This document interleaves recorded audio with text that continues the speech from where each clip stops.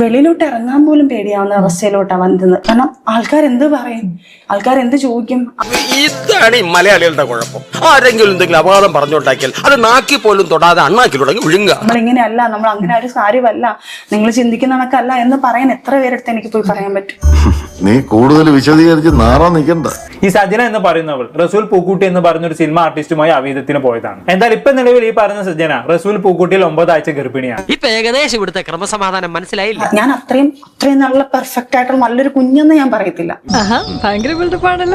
എനിക്ക് എല്ലാം അങ്ങ് സഹിച്ച് പുറത്ത് നിക്കാന്ന് പറഞ്ഞാൽ അത്രയും നല്ല ഞാൻ ഗാന്ധിജിയൊന്നും അല്ല.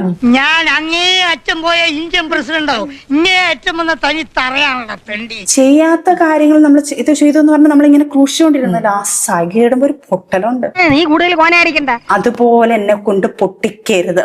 അപ്പൊ നീ രണ്ടും കൽപ്പിച്ചിറങ്ങിയിരിക്കുകയാണല്ലേ? ഒരു ഉളുപ്പും ഇല്ലാതെ ഇങ്ങനെ വന്ന് പറയുന്നുണ്ടല്ലോ, നിങ്ങളെ സമ്മതിച്ചു തരണം. ഞാൻ വിചാരിച്ച പോലെ അല്ല നീ. ഇവിടെയും ഫാമിലീസ് ഉള്ളതാ, കുഞ്ഞുങ്ങളുള്ളതാ.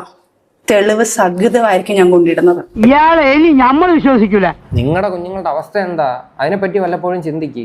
ഇങ്ങനെയുള്ള ഓരോ കാര്യങ്ങളൊക്കെ ചെയ്യുന്നതിന് മുന്നേ അങ്ങോട്ടും ഇങ്ങോട്ടും ഒരു ധാരണ ഒക്കെ വേണ്ടേ? നിങ്ങൾ എന്താ ഇങ്ങനെ ആയിപ്പോയത്? തീർന്നു. എനിക്കതേ പറയാനുള്ളൂ. എന്നെ കൊണ്ട് അത് ചെയ്യിപ്പിക്കരുത്. പക്ഷെ നമ്മളുടെ തെളിവില്ലല്ലോ. ഭർത്താവായിട്ടുള്ള ഫിറോസിനെ ഉദ്ദേശിച്ചാണെന്ന് തോന്നുന്നു ഈ ഭീഷണി. പിന്നെ ഭീഷണിയുടെ സ്വരം അതെന്നോട് വേണ്ട. വെളിയിലോട്ട് ഇറങ്ങാൻ പോലും പേടിയാവുന്ന അവസ്ഥയിലോട്ടാ വന്നത്. അയ്യടാ, ഇപ്പൊ അങ്ങനെ ആയോ?